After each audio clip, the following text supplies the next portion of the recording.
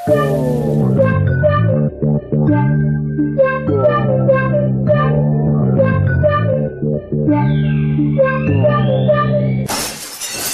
guys, this is the first pickup vid I've done in absolutely ages, and as you've probably noticed from all the new videos lately, it won't seem that way. Like I mentioned before, though, I'm still working through a backlog from, I guess, what was a mental October for pickups. So now here we are on 23rd December, and I imagine this is the last bit of post I'm going to get this year, so that kind of sucks, because I do have other things on the way, but never mind.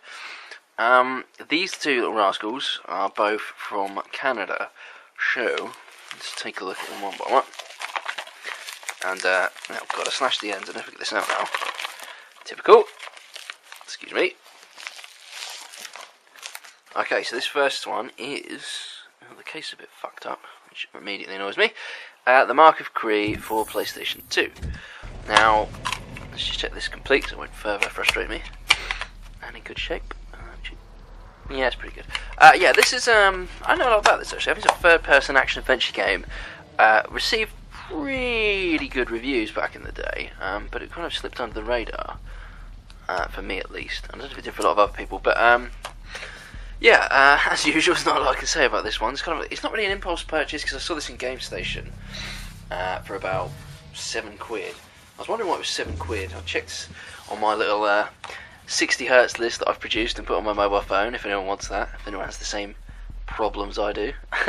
I'll send that to you. But yeah, I've produced a 60Hz list, and basically it's got a checklist of about, I don't know, 300 PlayStation 2 games, and instead of having to Google it or have a Wi-Fi enabled or a 3G enabled phone, I should say, I could just open up the spreadsheet and check it, and surely enough, Mark of Cree was there with a big fat no for 60Hz. And as a result, I just didn't want to pick it up. And £8 also for a PS2 game. Just seemed a bit steep. So I checked on eBay, and surely enough, there it was, just for a couple of quid. Much cheaper. And I picked her up. Again, the footage on the screen is going to speak in greater depth than I can about this game, just for what you see. But it's something I've been after for quite a while. They did make a sequel to this, so I imagine they've done quite well. Did quite well, I should say. But yeah. The series was exclusive to the PS2, and I look forward to playing it. So that's Mark of Cree. The second one from Canada is, you know, if you get the things I've ordered online recently from eBay are all coming from, what am I trying to say? Are all coming from the United States, apart from these, which obviously come from Canada, but you know, near enough. And as such, I don't expect to receive them this side of Christmas, like I was saying. This isn't the one I was hoping it is it? Oh, it is! Okay, so this is a game I've been waiting to get. It's a game I've waited to get for donkey's years. Don't ask me why. I remember playing a demo back in the day, and I wasn't that impressed with it, but I just liked the style of it. It looked really cool. And that's Iron Ninja. Now, this game came out on the Xbox, the GameCube, and PlayStation 2. And me being an Xbox fan, because let's face it, like, you know, it was a powerhouse at the time. And it had the definitive versions of the multi-platform games. Not saying it was the best console, because the PS2 and the GameCube had some brilliant exclusives. But what it did is, like I say, when there's a game off either those, all three of those platforms, this was the superior version in terms of texture resolution, frame rate, and what have you. And also 99.9% of Xbox games, the power ones, which this is not, supported 60Hz. So yeah. Iron Ninja. This looks to be like a kind of cute action platformer. I'm not going to be able to open it without taking my hands off, so bear with me a second. As you can see, it is sealed, and again, this was another one I got for a couple of squids. Alrighty, so, back again. Here we go. I love this. One hand is not so good, though. But, let's just split the fucking embryo. No! Oh, yes! You smell that? Smell that. New game smell. So yeah, this is a genuine sealed game, not one of those cheap reseals you get on eBay. Disc's nice and new, utterly fresh.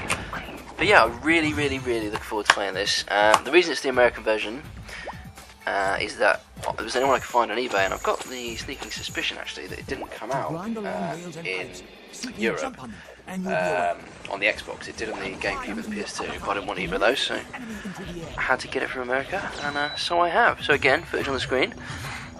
Just another game I can't wait to play. Now, I've already tongue-tied today. Recently had some other pickups. that I haven't bothered to make videos for, primarily because I've been too tired, if that's a valid excuse. One of them is an absolute steal. Now, I sold a copy of Bully on the PlayStation 2, and I've listed this on eBay about 10 times, so the seller's fees alone have probably fucking cost me the 10 quid, or thereabouts. And yeah, so I eventually sold it for 10 quid, couldn't believe it. I couldn't believe someone actually bought it. And I put in a bid on a game that I don't think I've seen it about 3 times on eBay, and I absolutely adore it. And it goes for about 30 quid. And I'm going to show you. I'm not going to waste time on this one. Klonoa for the original PlayStation. Check this out. Anyone who knows what this game is, I imagine will be slightly impressed with this. £10, complete, NTSC version, pretty good shape. Could do a clean. But £10, also free delivery. It was from a UK seller, and I'm just chuffed with this. If you haven't played Klonoa, it's just absolutely wonderful. It's a 2D platformer. But it's rendered in 3D, and you have like sort of twisting environments, kind of like Pandemonium, only in my opinion, a much better game. The soundtrack's absolutely brilliant. It recently, well, in the last couple of years, received a remake on the Wii, which is wonderful as well. And it had a PS2 sequel. And these games are just brilliant, but the first one for me, oh man, I just had so much fun with this as a kid. I remember my friend used to come round, he used to play on the PC, because I was kind of a PC gamer at the time. And I'd rented this, and then, pirated it, basically.